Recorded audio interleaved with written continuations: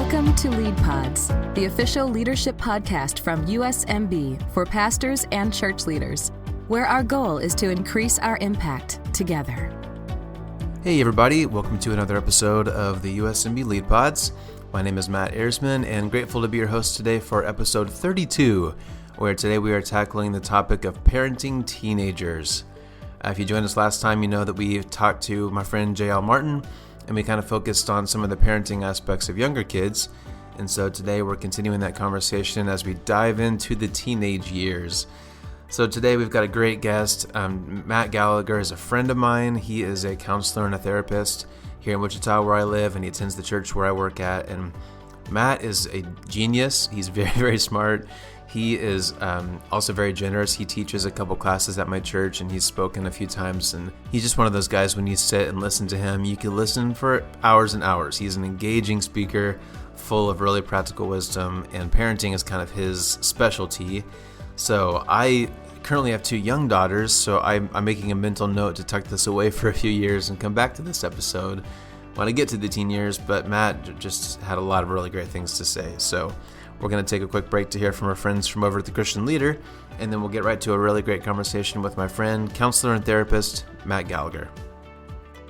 Looking for another way to stay connected and informed regarding all things Mennonite Brethren? When you subscribe to C-Link, you receive bi-weekly updates delivered directly to your inbox from the Christian Leader, giving you news from USMB, Tabor College, Fresno Pacific University, MB Foundation, Multiply, and other Mennonite Brethren ministries, as well as inter-Mennonite agencies. Subscribe today at www.christianleadermag.com.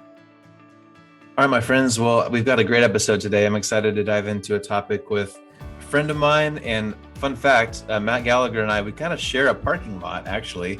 I'm recording at my church, and Matt's just right across the street at his counseling office. So Matt, thank you so much for spending some time with us today. Glad to be here. Thanks for asking, Matt. Absolutely. So, we've already said our names, and you and I sometimes send emails to each other, and we'll sign them, from the other Matt. And so we kind of fight over which one's Matt, which one's the other Matt. But you're the Matt. Absolutely. You're the man.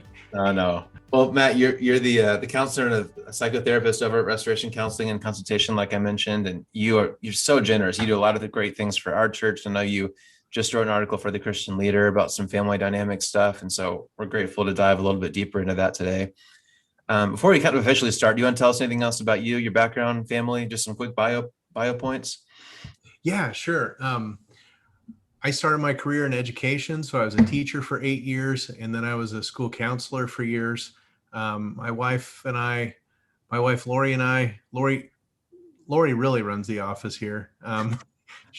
Nothing would work without her. We've attended First MB for about 20 years.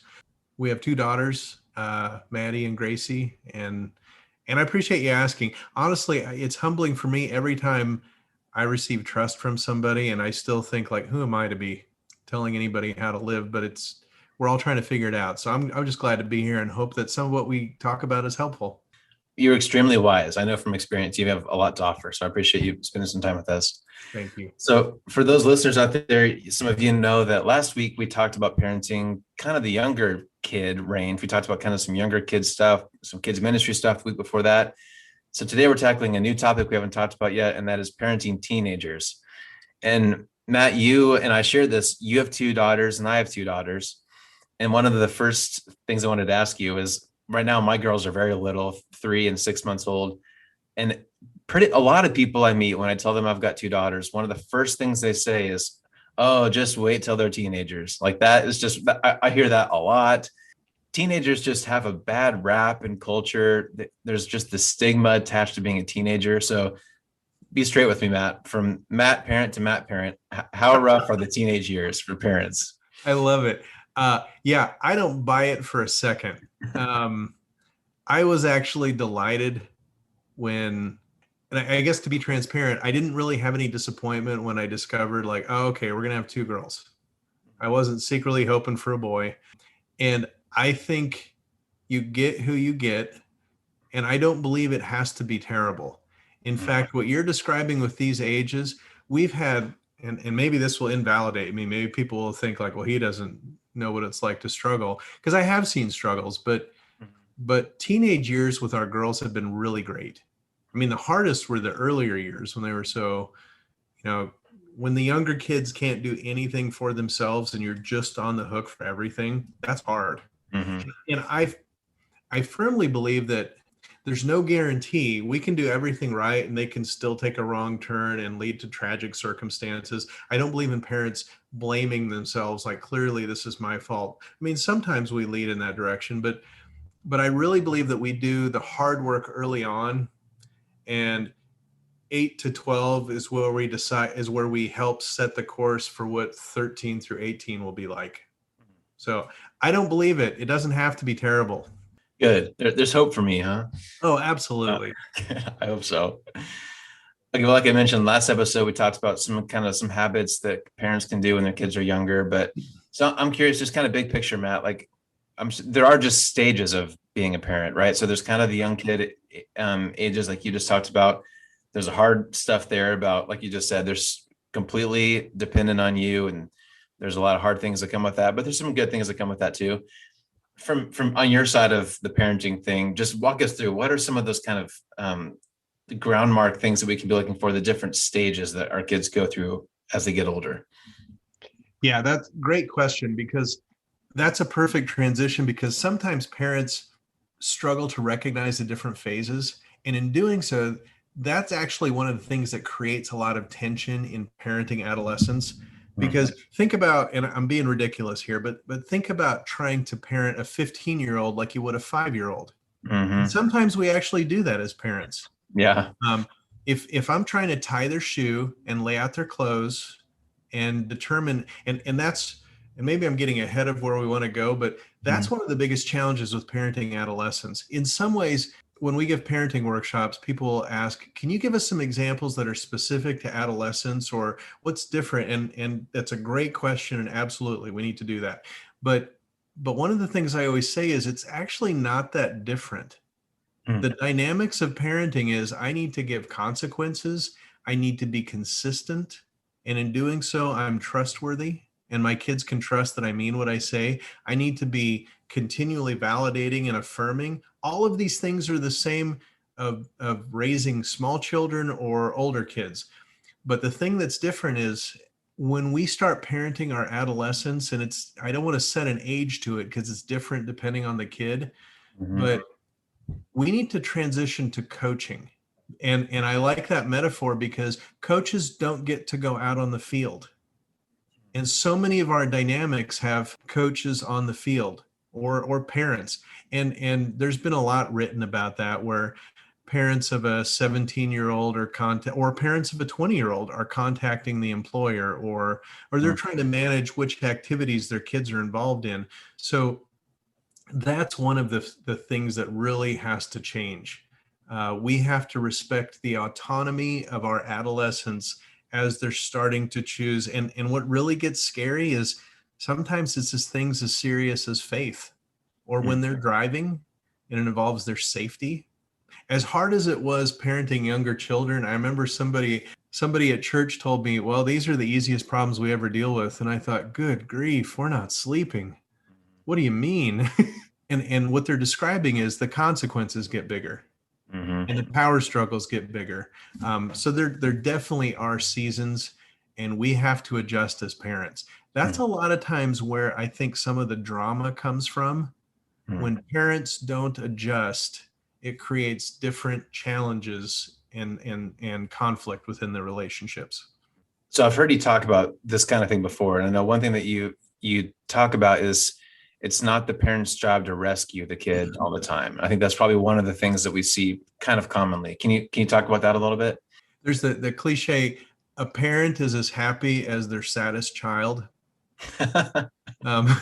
So what's tricky about that is another dynamic within parenting would suggest that we have to slowly detach. In fact, so my wife Lori used to run a daycare in our home for years. That was incredibly influential in just our practicing of our own parenting, but learning to love and manage other kids, watching her do that. And she had this cutout from a magazine in the foyer. It said, or in the entryway, it said, parenting is the only love relationship that results in more distance. Hmm. And I thought that was incredibly insightful because it's this process of letting go.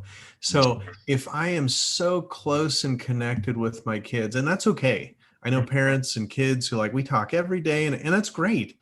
But if I empathize, or on another level, if I take responsibility for my kids' choices, then I'm still steering. I'm still in control of that. So the rescuing, I want to be humble and gentle with that, because we all do these things for different reasons, but usually it's a self-preservation dynamic for parents. Usually it's parents trying to preserve their own sense of comfort. So I want to rescue my kid from making the wrong mistake. And really, I mean, well, depending on your child's temperament, because I so much of what I do is personality assessment and trying to teach people how to communicate from different personality perspectives. If you have a strong-willed child who's wired for action, they're way less nervous about making mistakes than you are. And because they haven't made them yet, they actually don't feel them as much. So they're kind of insistent on learning a lot of things the hard way. One of the metaphors I always use is when we're teaching our kids how to drive, it is a sometimes alarming and jerky experience, because the driver can always anticipate everything and they're not nervous because they're actually in control. But everyone else is getting jerked around and braking too fast. And so as parents, we're usually trying to preserve our own sense of peace. And we need to detach from our kids' choices and give them permission as long as they're safe. From a faith perspective, we need to trust that God entrusted them to us, and that he's going to guide them to where they need to go. I think part of what makes parenting so hard is when kids are little, it's kind of your job to rescue them for a while. Yeah. And then at some point, like you're saying, we shouldn't do that anymore, but there's this middle gray part, right? So how do you learn to let go of that control? Like, what does that look like? You just described that perfectly, of how counterintuitive this is. We grow up for years, and there's all kinds of memes, and many of us as parents, like I remember taking my child home and thinking, I've got to keep her alive. This is terrifying. Yeah. We don't know what we're doing. Right. And so by the time we get comfortable with it, we're supposed to let go a little more. Well, that doesn't make any sense.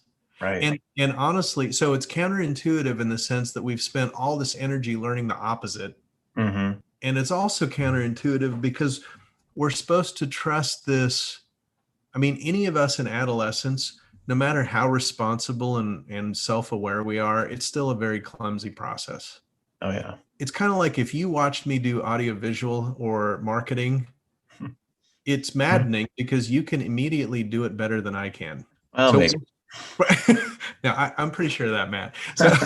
So it's like trusting our kids to do it badly, and trusting, and that's where you hear those cliches like trust in the process, because all those little lessons result in their formation, their maturity. I always love the example. It changed my life. Years ago, I went to the Jim Fay Love and Logic when he was still presenting, and he said sometimes he'd watch at graduation, and he said, you've got these kids that are like sculptures walking across the stage. As young children, they were little clumps of clay. And he said, and some of those kids walking across the stage are like a sculpture that someone's worked way too hard on. And they've chipped way too much off, and they've molded it till that child isn't their own person yet. And so when we talk about like a child who fails to launch, we've got some dependency dynamics, or we talk about the child who's so rebellious, like, yeah, they're suffocating. Yeah, no, that's a great analogy. I love that. So I actually want to zoom out. I wish maybe it went in bad order here, but I want to zoom out a little bit and hear you talk about some kind of characteristics parents should look for in teens. Like, what are some common things to look for, common things to prep for, what's normal, what's not normal. And part of what's hard, like you mentioned earlier, that one of your kind of specialties is personality assessment. And so there's a lot of things that are common for all teenagers, but everyone's a completely individual, unique person. And so that is that's a tug a little bit too, that not every single teen is going to be exactly the same, but I'm sure there are kind of some common characteristics that parents could be looking for. So can you talk about that a little bit, both the common things and how does personality play into that? Absolutely. From a personality perspective, one of the biggest challenges is a personality mismatch. Take a parent who's really sensitive and caring and responsible, and then they've got a child that's wired for sound, and they just want experiences and risk. Uh, and so they both have different needs. Or a parent who's really outgoing and a child who's really withdrawn, or vice versa. So that temperament and personality mismatch often creates some of the biggest dynamics. And again, if you carry that forward, the parent who's trying to practice wisdom and lives with healthy boundaries doesn't try and make their child be something else. That's really the deep work of unconditional acceptance and love. Because again, I'm not trying to sound critical of us as parents, but we're just older adults and our children are younger people, and we're both trying to make ourselves happy. Yeah. So parents are in a power position because they can force more. But as our children get older, we're actually more and more helpless. We really can't make them do anything, and the clock is ticking. Yeah. And once that child launches, then so you asked about some things to watch for. One of the things that our kids are all working towards, and this is just shown in so many developmental models, they're on the track to being their own independent, healthy person. If that's the assumption, they are going to be their own person, then I need to respect and equip them to do that. It almost means like I need to set them up to start engaging in calculated risks. Okay. Because and in early adolescence, one of the ways that we get into power struggles is our teenagers want to be their own person, and the easiest way they do that is by disagreeing with us.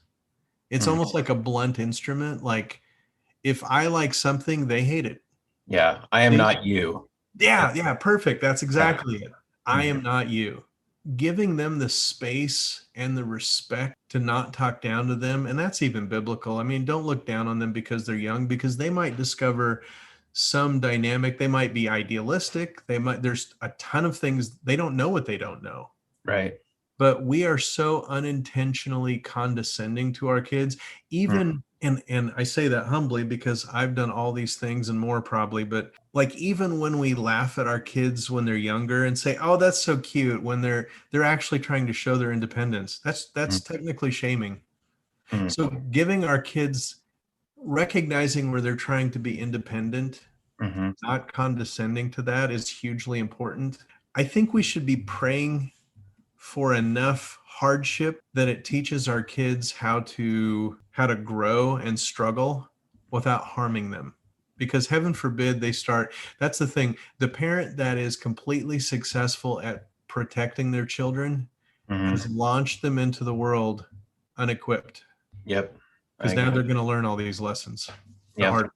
Okay. Well, speaking of that, I want to get some kind of really practical. Again, I'm kind of thinking of the teenager in the movies, right? Yeah. The sloppy kid who doesn't get up when his alarm goes off. His homework is never done.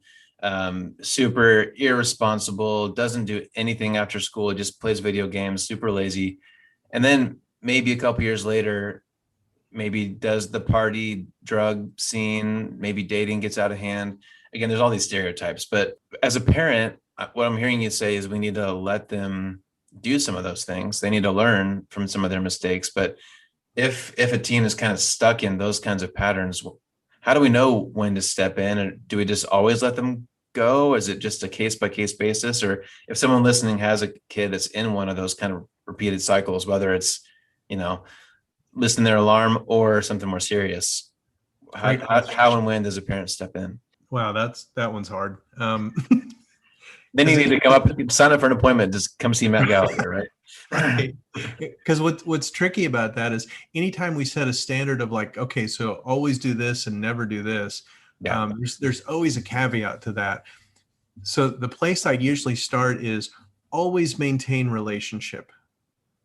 I remember somebody, when I started education, we lived in Western Kansas. I remember one of the wisdom I got from a farmer I knew. He said, "We decided we would never fight over hair because it always grows back and it's part of their choice." It's just like letting go of some of these battles that don't matter. So the most important thing is, above all, maintain relationship, because there's also theories like when you talk about risks like the dating scene where they start to form relationship patterns, or especially when you're talking about crossing boundaries of intimacy and sexuality and things like that that can leave lasting impacts. Like that stuff's really scary.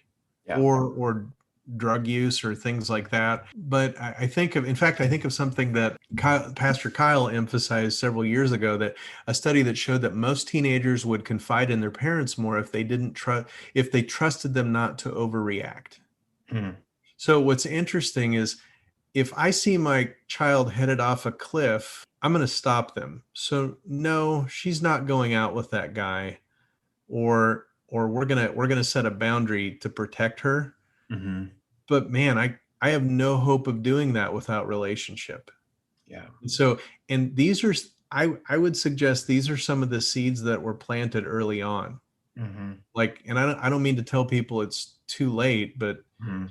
but whenever it happens, you have to talk to your kid and spend time with them, and they have to feel unconditionally accepted and loved by you. Mhm. There's nothing you can do to make me love you more or less. So yeah, when it comes to some of those behaviors, yeah, let them experience something that's not going to harm them. Start choosing your battles really carefully. Mhm. And if it's not about safety or well-being, but even as I say that, I know there's listeners who are going to say, well, like the most conservative, like in a sense of responsibility and caution, I Mhm. can point to how 100 different behaviors will lead to harm, Yeah. depending on how you define it. So I don't want to forget to say, I think it's hugely important to be prayerfully led through this. A lot of times we balance each other out with our spouse, or Mhm. I might get uptight about something that my wife might say it's not that big a deal. Mhm. And we need to partner in that Yeah. whenever we're able.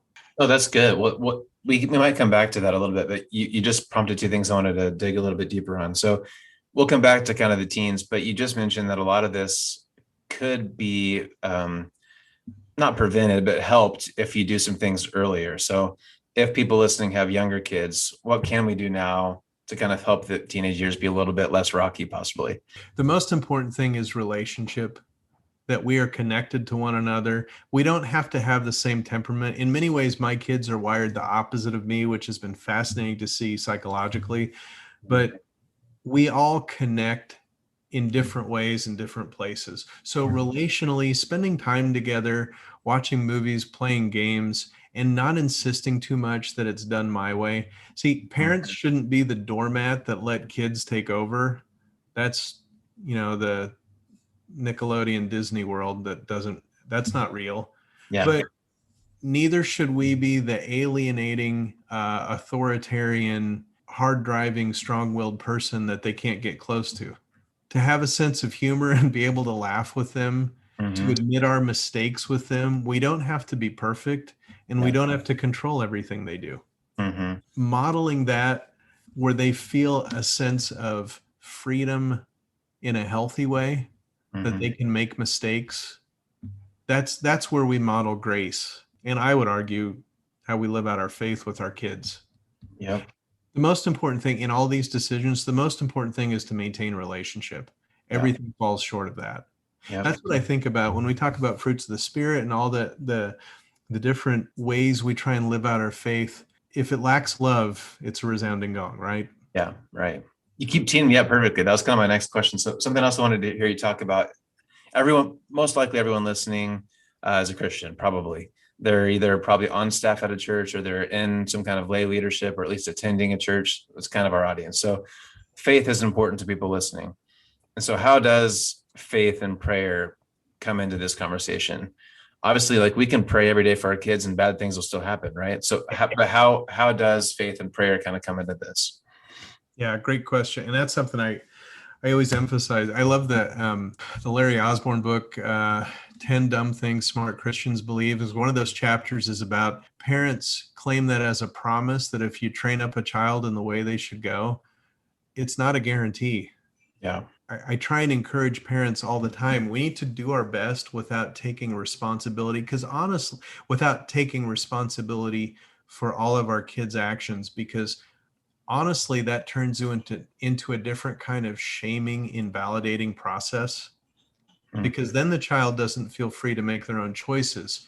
And this is another tricky kind of nuanced position. It's true that our actions reflect on our parents and family, but it's a different type of enmeshment and emotional bondage when we are the choices of our children. That's not true. That's bogus. So to be prayerfully led in our decisions, to filter everything, am I showing love in this? And love does not mean, I guess I want to be clear about that. In a 3D sense of it, love means I care about you enough to speak up when I think something's a problem. I'm going to risk conflict. I'm also going to risk my fear and my sense of security by letting go of this thing that you disagree with me on. I'm going to let you be your own person, and I'm going to respect you for that. And again, I say all this humbly because this is a restart process every day. Like I told you, my daughter's 22 and 17. We kind of wake up and like, whoa, here we are. That's a normal question. What do I do with these young adult kids who are, I mean, they're not 8 anymore. Right. And we have to treat them differently. And we have to, and this is where I see my faith coming in. I have to trust that God's going to lead them through challenges and uncertainty the way he did me. Mm-hmm. I need to point them to God instead of trying to play God. Yeah. Oh man. Well, I think kind of the theme so far has been just having us like elevating relationship above everything else, right? Loving them through whatever they're doing. So if a parent is listening who maybe for whatever reason, they don't have a good relationship with their teen right now. And part of what's hard is I think every parent has guilt, right? Like no one does this perfectly. We all do bad things as parents sometimes, even the ones who are super intentional, super, involved in church and whatever, they make a lot of mistakes, let alone the ones who maybe weren't very involved in childhood. So if a parent listening recognizes that they're not where they should be, the relationship isn't as strong as they wish they wish it was, and maybe now they're running into some problems, what do you do at that point? That's what I meant by it's never too late. If that parent is at the place where it's humbling and they can swallow their pride and go to their child and say, I'm sorry, here's what I want, then do that. And so many times parents, and really we do this in all of our relationships, one of the things that keeps us from doing that is we're afraid of how they will react. Well, I would do that, but I'm afraid that they will say or do. So going to them, and I think this is true for all of our relationships, going to that person, fully letting go of their reactions and just communicating what we feel led and trusting in that. That's the most important thing, because really that's all we can do. But some of the nuance to that is if it's needy or demanding, then it's out of balance. Just like if we're too controlling, and by golly, you're going to have a relationship with me, and I mean obviously that fails. But also our kids need to respect us. So we can't be apologetic for who we are, just for what we did. Yeah. Or to say, you know what, I want more. And depending on how your kid's wired, it's sometimes important not to make too big a deal of it. In my personality, I'm too direct sometimes or too upfront, and that just makes it weird. I'll be too deliberate in asking a question when really the real value is just being with them. Going on a taking your kid out, a daddy-daughter date, stuff like that. Like, hey, let's go do this, and we spend time together, and it's fun and it's good. Going to them and trying to reform that relationship and being deliberate is something they can trust in. And I also want to emphasize, you can trust that they're okay with it, because especially generationally, growing up with games or anything like that, our kids get do-overs better than we do. They'll be fine with it and they will actually adapt to whatever you prove. Hmm. So it's so tricky because we don't want to be a pushover. We still need to be respected. They need someone to respect, but we can't control them. That's the balance we're always bouncing between. I love the video game analogy. I hadn't thought about that. Yeah, we're used to getting another life, right? Oh yeah. Just bounce a little block in the air, you get another mushroom or whatever. Like that's just how it goes. Oh, great Mario throwback. That's perfect. Because one of the challenges we have is we don't say anything and we expect change. And that is a secret, like that almost sets us up for failure like a trap. I'm hoping it'll go different, but I'm not going to say anything because that's awkward. Oh my gosh, please say something. But the other thing is we say something and then we expect it to change right away. Nope. Yeah. It's a do-over and it'll adjust, but then they'll test it and we'll be out of balance. And so state your intentions, ask for what you want, and then start working on that and talk enough to recalibrate. That's the other part of this. Sometimes our interactions, we have so much insecurity just as people, and especially as parents, depending on how in touch or out of touch we are with them culturally, that we get intimidated by it. Yeah. You don't have to be the cool mom or dad. You can be yourself, and you need to be confident as that. Okay, speaking of the culture stuff and even the video game reference, another thing I hear things like this often is that teens today are way worse than they were generations ago. Like talking about millennials and Gen Z, they're so entitled, they're so lazy, like you hear that stuff all the time. Do you think that's true? Do you think today's teens are significantly worse than generations ago? Oh, they are absolute. No, I'm just kidding. No, in fact, I smile because I mean Solomon taught us in Ecclesiastes. Don't say that. Don't talk about the good old days. That's foolishness. Every generation, and maybe I'm wrong about this, but I mean, I used to teach history. Every generation looks back, and psychologically, that's a little bit of how our mind works. We remember the good things, and unless we're dealing with trauma or some disturbance, we usually remember the good things and forget the bad. Yeah.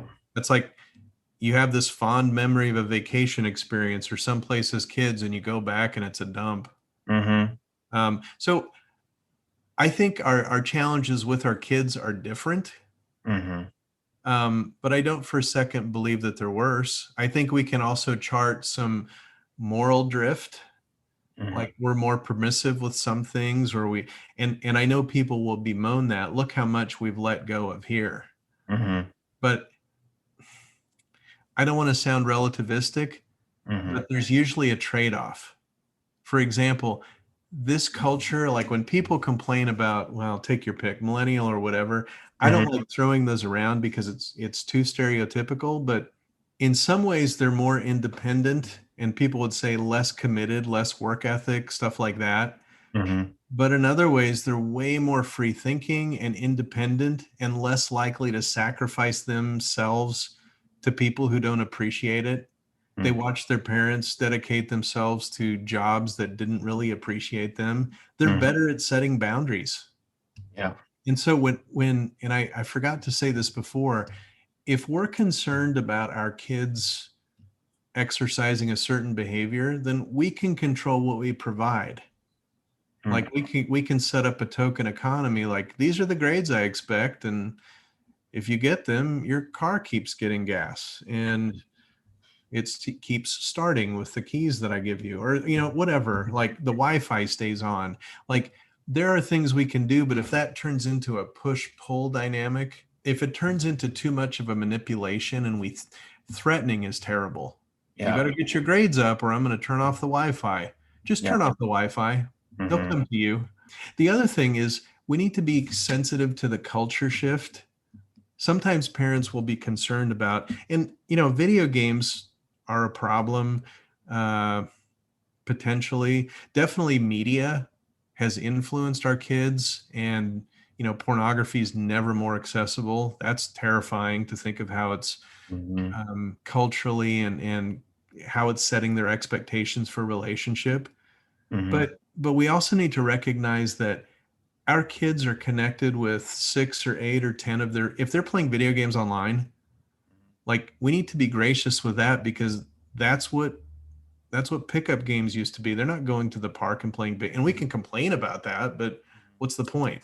Yeah. They're connected with 8 of their friends, and they're all in the lobby ready to start the next raid. Yeah, right. And we need to not get in the way of their relationships. The other thing is, we can complain that our kids' standards have changed, but they're way more accepting. I wonder, and that can be both good and bad, but I'm hopeful they're going to show Christ's love to people in ways that those of us who are more restrictive and judgmental, we drove people away. Yeah. They're not going to do that. They'll have a different problem, but they're not going to do that. Yeah, that's good. I think it's really important to see both the pros and the cons. That's really important. Okay, Matt, we're running out of time. I want to get 2 more things in before we wrap up here. You got it. Again, I've heard you and Lori speak about this before. One of my favorite parenting lessons I've already learned from you, I think it was maybe Lori who said this, but just the idea of bummer.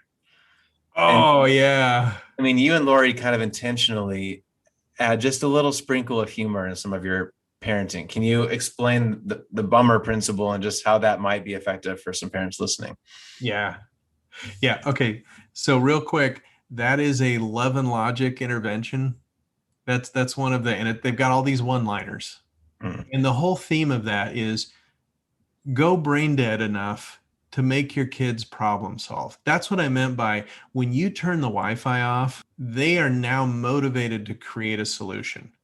When I'm lecturing them, I'm doing all the heavy lifting. And it also puts a strain on the relationship. So you're right. Lori's great at that.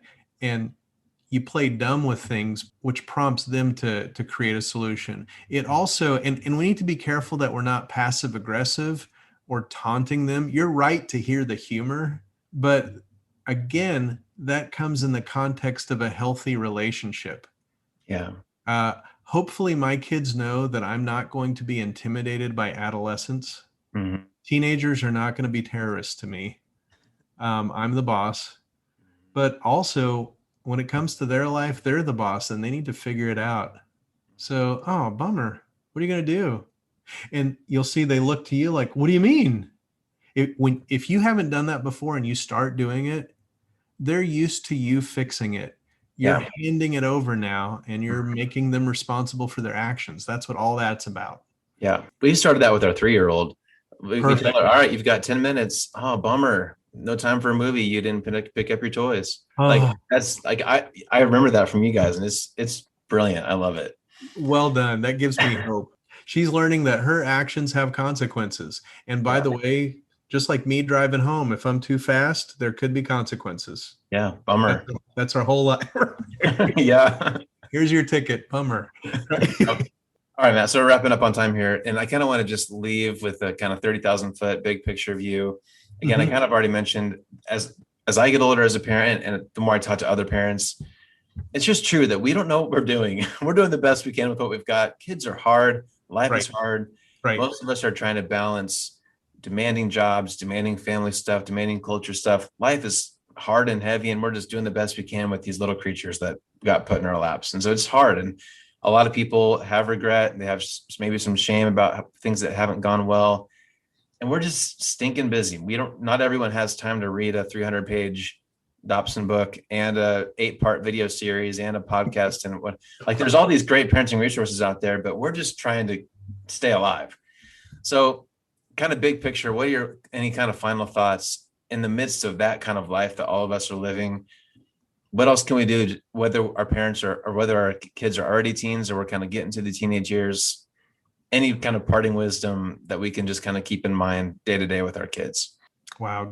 Great summary, Matt. And I love how you describe that, because if we can be humble with that understanding that I don't have all the answers, but also confident that, we're equipped and we're doing our best and we don't have to be perfect. So there's one balancing act.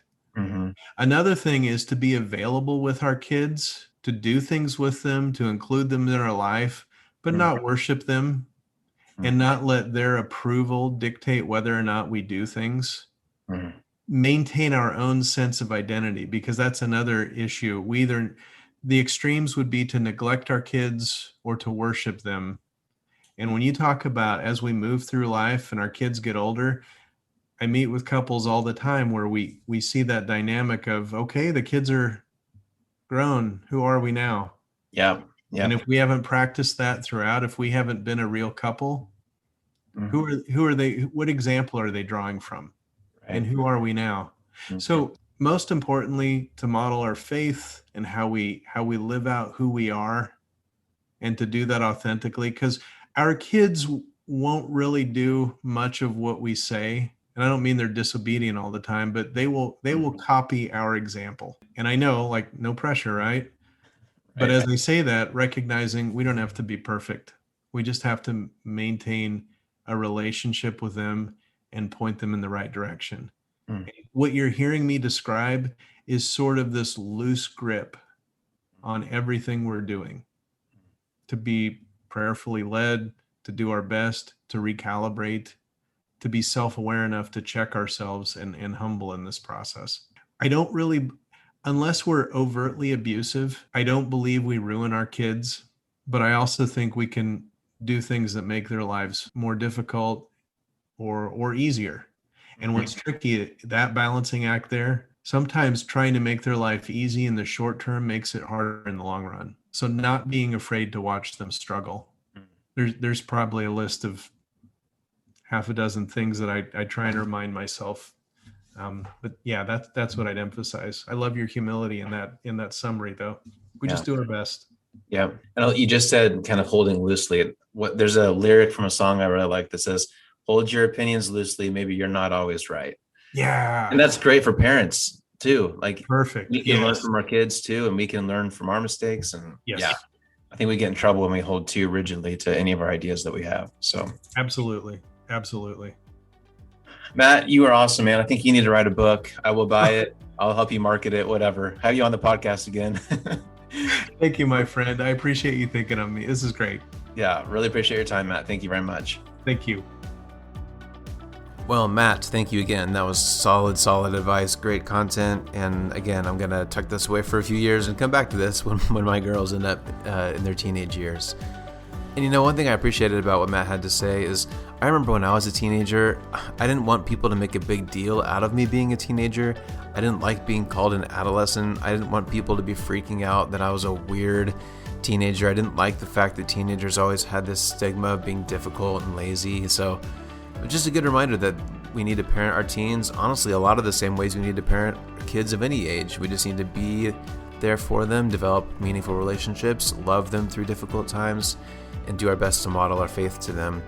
And so there are some unique challenges, of course, but at the end of the day, they're kids, they're humans that just need love and attention, just like we all do. So really grateful for Matt's insight there today. I hope it was helpful to you, again, whether you currently have teens in the house or if you will someday, or again, maybe you find yourself where you're volunteering, or even just you. I'm sure you have some teens in your life. So whatever your relationship is there, I hope it was helpful. It certainly was for me. All right, well, with that episode, we kind of wrap up our little series that we did on parenting and kids over this summer, and so I hope that was helpful again to you. Next week, we will kick off another quick little 2-week series where we're going to concentrate a little bit on communication, and specifically church communication, and ways that we can maybe do a little bit better job at that. I've recruited a few friends of mine who I think you're really going to enjoy hearing from, so be sure to join us again next week for another great episode. And it is summertime. I hope you're able to get some time off work, enjoy some time with your family, hopefully some nice weather wherever you are. Have a great week, and we will see you next time right here on the Lead Pods. Thanks for listening to Lead Pods. Make sure you don't miss an episode by subscribing to our show wherever you're listening today. Learn more by visiting usmb.org. And be sure to follow us on Facebook, Instagram, and Twitter. We'll see you next time as we learn more practical tools to increase our impact together.